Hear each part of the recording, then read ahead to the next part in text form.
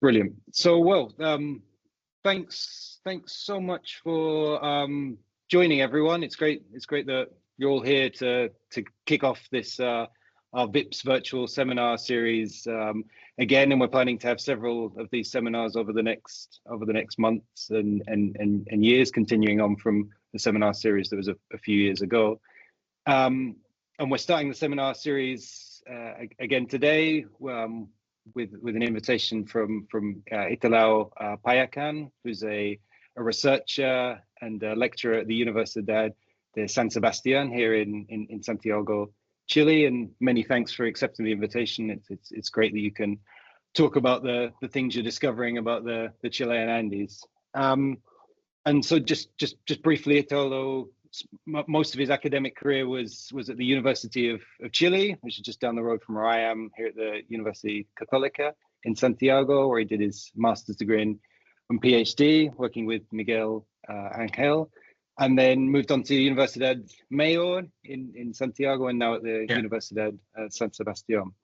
So the idea is, I think the talk's going to last about 45 minutes, something like that, right?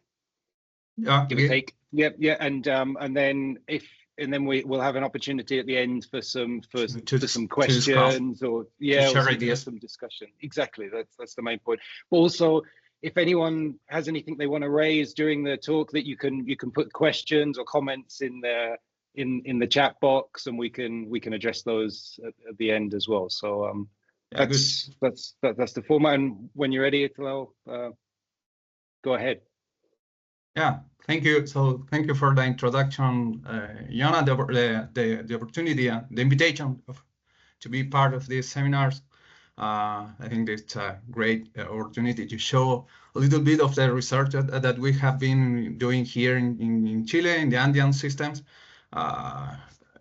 And this research has been possible thanks to the National Agency Fund for research and development. Also, the close collaboration with the ETH group. I see Lorenzo Tabazzani over there, Oliver Bachmann too. So yeah, it's okay. Yeah. So motivation, of course, maybe everything I could say here about the importance of understanding the nature and the processes that are involved in the construction of upper crustal magma reservoirs. Maybe we don't have enough time to talk about this. There is a lot of literature, but probably some processes that are controlled by the nature of these reservoirs could be the heat transport from deeper levels of the crust. These reservoirs also modulate the crustal composition, the volcanic eruptions frequency, etc., and a lot of processes. But maybe I like this figure because this summarizes very well different conceptual models about the construction of these upper crustal reservoirs. So in one scenario, in the first one, you can see these intrusions, like tabular intrusions emplaced in the upper crust, which are fed from a deeper reservoir. Something similar to the second scenario, but the emplacement mechanism looks a bit different, more dominated by diapers. And the third one, where you can see how these upper crustal magma reservoirs represent like the top of this magmatic column, which cross all the entire, almost the entire crust. So in this scenario, the magma starts to differentiate as it is going up, ascending through the crust. But another nice picture is this one published by Burchard and collaborators a few years ago, because in this figure illustrates also the emplacement mechanism just to create the space for the emplacement of the magmas, especially in the upper crust, considering the sheet intrusions, dike swarms, these models where we have this subsidence of the floor of the magma chamber or magma reservoir to being emplaced in the crust. And also in this nice study, she discusses about the different numeric, different conceptual models on the shape of the intrusions. Yeah, sometimes they can be envisioned as a single big tank of magma, or sometimes they are envisioned as a amalgamation of different discrete magma pulses. So anyway, of course, what we need to enrich these conceptual models, we need to combine several lines of evidence, merging both field evidences, numerical modeling, structural geology, petrology, etc. So in this talk, I would like to put the emphasis on the geological evidence that we have collected here in Central Chile, both merging it with petrological evidence based on wall rock geochemistry, circumdating, and also structural evidence, specifically based on the magnetic fabric studies. So I will start the talk, just providing you a little bit of the geological context. Yeah. Then I will show you some inferences on the emplacement mechanism for these plutons, and then we'll talk about the diversity of magma intrusion styles or modes, and finally we will see some final remarks. I love this picture because probably it summarizes very well how we have been doing this research. We try to go to the field and collect most of the evidence, just to, honestly, sometimes it's very hard because the terrain the logistics is not easy, but we try to do our best just to show you these ideas. So little bit of context. These case studies are located here in Central Chile, mainly in the principal cordillera, that is the cordillera, the portion of the Andes located at the east of Santiago. This Andean segment has been dominated by subduction, at least since Paleozoic or Triassic. Yeah. So we have this convergent margin. Over there in triangles, you can see the current volcanoes. Sorry, I have a little problem with the laser. Right there. Yeah, so you can see the active volcanoes right in the border between Chile and Argentina. And in particular, we have focused our research on the evidence recorded in this Eocene up to Miocene magmatic arc, which is concentrated between these two dashed black lines. In terms of the geological evolution, the geological record suggests that there was an extensive regime that allowed the formation of an intra-arc basin during the late Eocene up to Oligocene, giving place to or accommodating the deposition of the Abanico formation. Yeah, this basin is called the Abanico Basin. So the Abanico formation is distributed, as you can see in the map, like this north-south belt parallel to the margin. But the structural evidence and other lines of evidence also show that during the Miocene,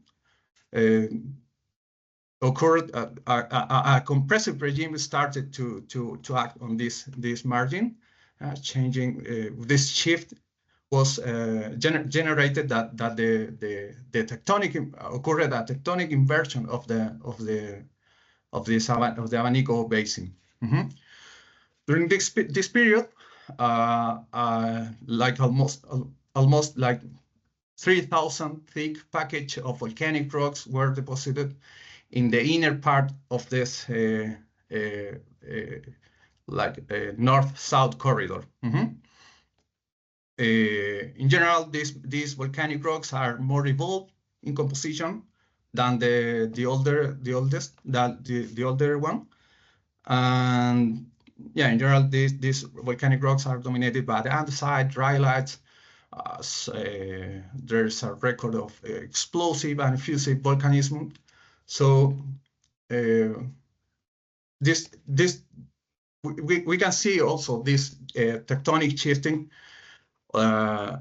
recorded in the geochemical characteristic of the magmatic rocks. For instance, here you can see how the epsilon neodymium signature start to get closer to the crustal signature. A higher crustal signal has the rocks become younger. And this is part of an article that manuscript that we submitted. It is led by Marcia Munoz. We recently submitted, and here you can see at the right, for example, this nice calculation applying the chemical mahometry, which was done by Sergio Quiñones. And here you can see how it is recorded in the geochemical characteristic of the rocks, a crustal thickness, which was accelerated between 20 million years ago and like 10 million years. The crust passed from thick of 30 kilometers up to almost 50 or even 60. So in general, accompanying these volcanic rocks, also we find these intrusions. Here I highlight these four. In general, they are variable in composition. We can find both gabbros or granites, like in a continuum compositional range. In this talk, I will put the emphasis on these four. The first one corresponds to La Obra batholith. It's a 20 million years old pluton emplaced in the western part of this basin. Also, we have the La Gloria pluton. It's a younger one. It's 10 million years old, and it's emplaced in the eastern end of this basin. Also, we have the San Gabriel pluton, a little bit older, like 12 million years old, and also the Universidad batholith, which is located in the south. Maybe less explored than the rest, but we have some nice views about the geometry, especially of this one. You can see here that they share some characteristics. In general, for instance, for example, they are all elongated, following the main orientation of the regional structures, the tectonic structures. In general, in size, they are similar. They are elongated with this like 30 or 15 kilometers length and like 5 up to 10 kilometers width. So it's interesting to see how they share these characteristics. And of course, another characteristic that I would like to highlight is that they are placed right in the borders of this intra-arc basin. Yeah, so probably here at least we have this spatial relationship between tectonic structures and the magma emplacement. So if we take a look in detail on these plutons, we know that they were emplaced in the upper crust because there are some calculations of the pressures for the emplacement. For example, Kurtz and collaborators in 1997 reported some pressures calculated by based on the aluminum content on hornblende, and they reported depths up to 4 kilometers for the La Obra Pluton. Also, Cornejo and Mahood in the same year reported some pressures up to 1 kilobar for La Gloria Pluton. It means like above 3 kilometers depth, which is actually interesting to see how this is coincident with the thickness of the volcanic package that we have in the youngest unit corresponding to the Farellones. Yeah, so it seems that the roof of these plutons coincide especially with the unconformity that is the contact between these two volcanic units. Also, some deeper or higher pressures were reported also by Cornejo and Mahood in some mafic enclaves, suggesting probably this polybaric crystallization of these magmas. So let's see the geological evidence. I will put the emphasis on the geometry of these plutons. We will be getting close to the minor scales. So in general, these plutons have this shape. It's common to see these vertical walls in the lateral part, and also it's common to observe this flat roof. In this case, this picture is from the San Gabriel Pluton. You can see how here this flat roof is like slightly dipping toward the west. Another characteristic is to find the subvertical margins are discordant with the stratification of the host rock. In general, also the margins of the contact are irregular in shape. It's common to find some dikes intruding the host rock connected with the main intrusion, and sometimes we can find this xenolite with these oxidation zones, which are really common especially in the lateral parts of this Pluton. Something similar we can observe here in the Universidad Batolif. Here you can see how we have the spatial relationship between the upper parts of the Pluton, the stratification of the rock, but in the lateral part, it's common to find these dike swarms intruding the host rock.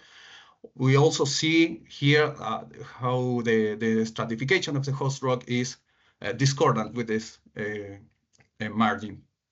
Another view of the same batolith, it's this one. I'm sorry for the picture. Is that to make pictures from this leather is difficult because of the light.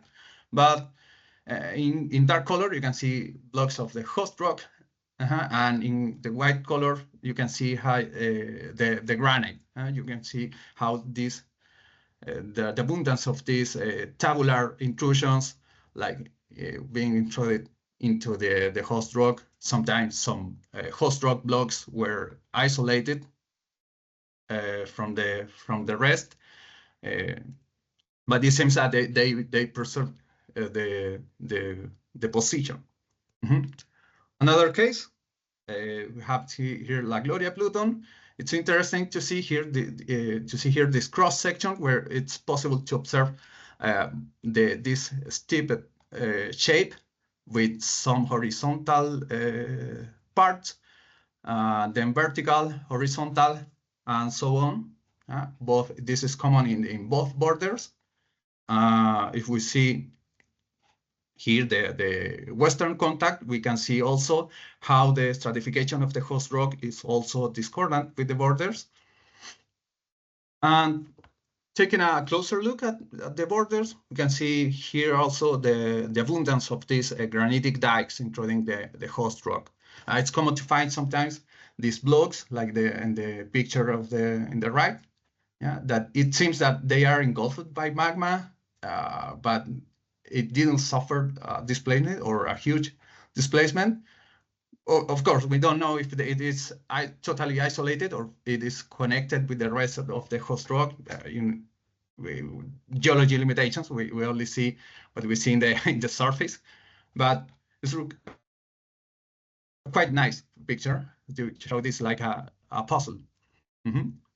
More xenolites that are really common, preserved in the margins. Yeah. And this picture on a little scale, it's common. It's really nice because in the right, for instance, you can see how the host rock blocks were displaced to accommodate the infilling magma through these fractures.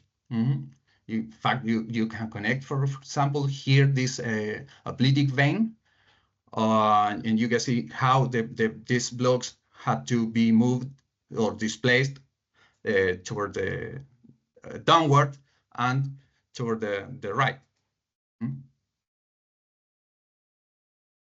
More pictures of the xenolites, just to show that we can observe also the primary textures, porphyritic and also phanetic textures. But special attention, something special we can observe in the roof of this Pluton. I mean, in the upper part. This is the highest part of the Pluton. For example, here the geometry of the contact is maybe a little bit more sinuous sometimes. The dikes are not as common as in the lateral walls, but it's also common to find this ductile deformation evidence on the host rock, represented by these banding structures. This picture is nice because you can see here the record of this ductile deformation, which it seems like, I'm not sure, but it seems to be followed by a brittle deformation that generated the displacement of this block. This is a close-up of this block. It's common to find this leucocratic material surrounding the block. So from here, after the field evidence, I would like to show you a little bit of the magnetic fabric results. Yeah, just for people who are not familiarized with magnetic fabric, in general, the magnetic fabric corresponds to the preferred orientation of any magnetic property. In this case, is magnetic susceptibility. This is measured by obtaining some oriented drill cores in the field, and then we measure the magnetic susceptibility in different directions. And we represent the variation of the susceptibility with this ellipsoid that represent the susceptibility anisotropy tensor. It could be flat with an oblate shape. I'm sorry for the Spanish, or it could be elongated with a predominance of the magnetic lineation, and we represent this in the stereographic projection where the red ellipses represent the lineation, and in green we represent the pole of the foliation plane. Yeah, of course, to interpret this is difficult in the sense that we can be reading different signals from both paramagnetic or ferromagnetic minerals, but in this case, it seems that the magnetic carrier is magnetite. All these plutons have magnetite, as you can infer from the Curie's temperature determination. Also, we observe that by using the microscope. Yeah, and in general, they are present as inclusion in the elongated crystals. They are anisotropic in shape, so probably the anisotropy is also generated by these minerals. But let's observe in the we see the orientation of the magnetic fabric. Sorry, is that in general the magnetic lineation follows the orientation or the main orientation of the Pluton, as you can see here in the La Gloria Pluton.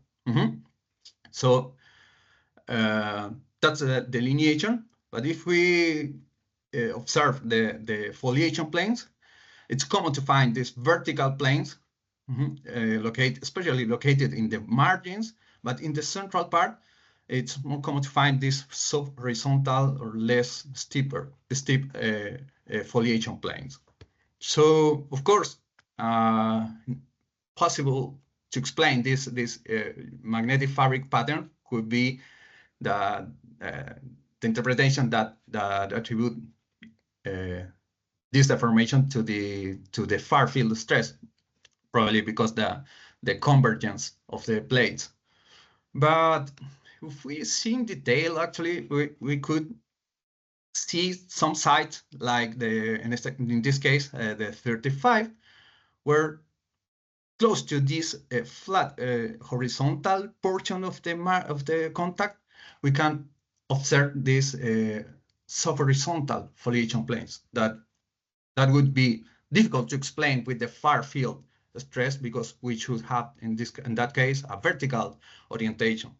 Yeah, and this is really common to find in this portion. So we can conclude here that the magnetic fabric is respecting the geometry of the margins of the Pluton.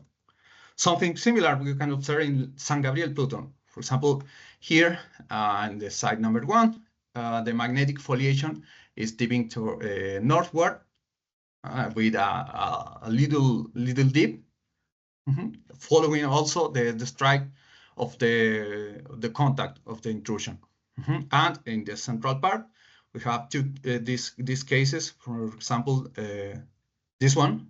Sorry for the numbers, but this is the part of the central part, and they exhibit this horizontal foliation. So it seems that the magnetic fabric is also consistent with the geometry of the intrusion. So yeah, this interpretation probably is not the most suitable. So this is one of these are the first two papers that we published with this part of this data, where we interpret that the magnetic foliation represents the shear or the strain generated by the whole scale magma convection into this reservoir. Where in this portion, in the transition between the mobile magma and the more viscous one, that is not able to convect, we record the magnetic fabric obtaining this concentric pattern following the margins of the Pluton. So, summarizing these ideas, we can propose, or we can think on the emplacement mechanism for this Pluton. We need to put some requirements on the conceptual model to explain this. So first, of course, we need a source of the magma. This should be deeper, and probably we can think on the high pressures reported by Cornejo and Mohut. Yeah, this is only one data, so we need to explore more about this. But maybe to fit the field evidence, we need to explain one point first, and that is the discordant contact with the stratification of the host rock. Yeah, so probably one of the most invoked mechanisms to explain this geometry should be the subsidence of the floor. Could be cauldron subsidence, or probably in discrete blocks. Unfortunately, we don't see the bottom of these Plutons, but if we take this evidence, could be a nice possibility. The other point is to explain this ductile deformation recorded in the upper parts of the Pluton.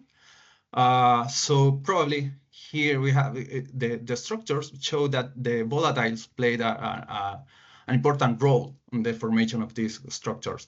So it's a possibility that in this portion occurred a huge volatile exsolution. In fact, if we run some modeling using rhyolite melts, taking the starting composition with the parental magma of this granitic, this plutonic suite, we can see how with different water content, that is the color of the symbols, you can see how when the magma reach almost between 1 kilobar up to 1.5 kilobars, the density of the magma start to increase. The effective viscosity also increased several magnitude orders. So if we do some calculations, just assuming that the magma is ascending through a dike with driven by buoyancy, we can observe how the ascending velocity start to decrease when it reaches these pressures to around 1 kilobar, coinciding, of course, with the emplacement depth of these magmas, which is correlated also with the zone of the volatile exsolution. So these physical changes occur because the exsolution of volatiles. So probably this helped to stop the magmas, creating this ductile deformation, and then this condition promoted the lateral migration of the magmas, generating all these dikes and seals preserved in the margins, probably generating the isolation of some host rock blocks. Why not? We could have this wall collapse, helping to the reservoir to grow toward the sides. Of course, this lateral movement is consistent also with the far field stress, where if we have this vertical sigma 3, we should expect this horizontal emplacement of the magmas. Yeah, so going back to this to this illustration, we are happy in the sense that we found some evidence of these magma host rock transfers to explain the emplacement and the construction of these magma reservoirs. Yeah, so, but of course, some questions arise, and the first one is, what about the other conceptual models?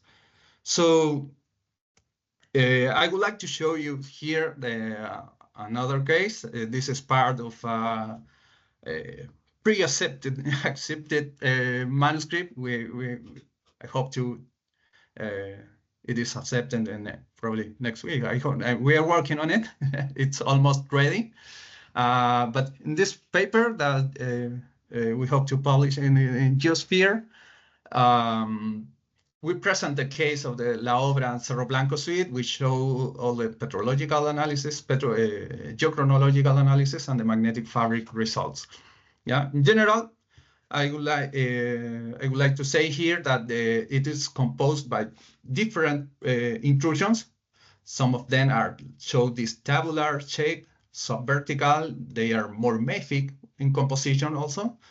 And also we have this La Obra Pluton, which is composed of, and mainly is composed of granite.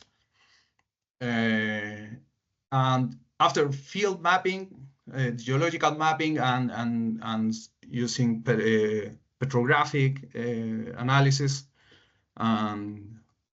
trying to see the distribution of these phases, we observe that this portion has like this vertical sonation pattern is composed by discrete tabular bodies.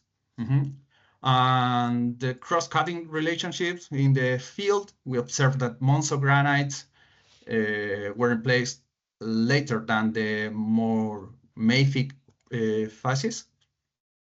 Yeah, so even more when they were placed when the mafic portions were almost cold or fragile in the formation. The southern portion of this plutonic suite is characterized by this prominent granitic body that we call the Cerro Blanco Pluton. In general, it's differing from the northern portion. It is much more homogeneous. It's Even it has higher silica contents, reaching up to 75%. It's common to find some apletic dikes in certain levels, as we illustrate here in this sketch. Yeah. In terms of the geochronology, we dated by using laser ablation some circons from some samples, trying to cover all the intrusions. And as a main result, we obtained something interesting. First, the time span of the lifetime of these intrusions is almost above 1 million years. But of course, this is conditioned by the precision of the method, but it's a good start. But maybe the most interesting thing is to see that the mafic samples, the mafic intrusions, are older than the more differentiated, the granitic ones, which are located right in the inner zones of this system. In fact, if you see the two sigma uncertainties, they are not overlapped. Of course, we need a more precise method. We're working for that, but we can see how the mafic intrusions preceded the granitic ones. Yeah, in terms of the magnetic fabric, in general, it's quite similar with the rest of the intrusions. The oblate shape is the most common shape. Sometimes there are some sites with triaxial, and sometimes we find a couple of prolate shape. Yeah, the anisotropy values reach up to 10%. In terms of the orientation, we see that the northern portion, it's common to find these subhorizontal lineations in both in La Obra and this San Juan stock, following the main orientation of the Pluton. Yeah, as you can see here in this stereographic projection, and in red, remember that that's the maximum axis. But in the southern portion, we have something different. Yeah, the lineation tends to have this north-east trend, and sometimes in the upper part we have even some vertical lineations, like in the side number 20. Yeah, foliation planes show something similar. In general, in the northern portion, we have these vertical foliation planes, but in the upper part, we can observe a couple of sites with less, with smaller dips. Yeah, so like dipping like 30 or 20 degrees. Yeah, and in the southern part, we can observe how the strike of the foliation planes follow this gradational variation from northeast up to east-west orientation. Yeah, here you can see also how the lineation is steeper, so it's more inclined toward the northeast. Of course, again, probably this far field stress could be, it's probably not the most suitable explanation or interpretation for this, because as I've shown, these Plutons have almost the similar or the same ages. So to change the principal stresses in a regional scale, it could be quite difficult. So we interpret also that probably the magnetic fabric is also following the geometry of the Pluton. And in special, this zone here in the northern part of the Cerro Blanco Pluton, probably it's representing like the margin, suggesting this cupola shape of the intrusion. Yeah. So with this evidence, we can build a short story of the construction of these Plutons. First, of course, we have the intrusion of these tabular Plutons, like giving place to the San Juan stock and the margins of the La Obra Pluton. all of them with intermediate up to mafic compositions. Then subsequently, we have these discrete granitic intrusions that are in place to give rise to the main portion of the La Obra Pluton. Yeah, we think that they are discrete intrusions because sometimes it's common to find some mafic enclaves in the middle levels of this Pluton. So texturally, they are really similar to the mafic marginal phases. Yeah, and then finally, we interpret that we have this like a globular shape or cupola-like single magma chamber that gave place to the Cerro Blanco intrusion, probably with suffering a higher magmatic differentiation, reaching this silica-rich composition. And yeah, with the ability probably to come back just to explain how the magnetic fabric was recorded in this margin, separating the northern portion from the southern one. Yeah. So in this manner, in the last case, I showed that we have other types of intrusions, both the amalgamation of these seals-like intrusions, like in La Obra Pluton, and also maybe more comparable with these cases, like this. I don't know if it's a big tank actually, but it's a tank. It seems to be a tank. The Cerro Blanco Pluton. Yeah, so in that sense, we are happy. We have found evidences of different intrusion styles, and especially maybe this is one of the most interesting conclusion or remark that I would like to show you, is that we can all these intrusion styles can coexist even in the same geological context or the same tectonic setting. Of course, this case represents a nice natural laboratory which offer the unique opportunity to study the magma placement in the upper crust, the physical the mass transfer between host rock and magmas. Especially, I say here, in contractional tectonic environments. And of course, the next step could be to test some of these ideas by using some thermomechanical modeling. So I think that we have a lot to do, but maybe the most important, we have the starting point, we have the evidences, and yeah, we need to develop these ideas. So thanks for your attention. I hope you enjoyed the talk, and yeah, I'm open to questions or comments or to share ideas. Thank you.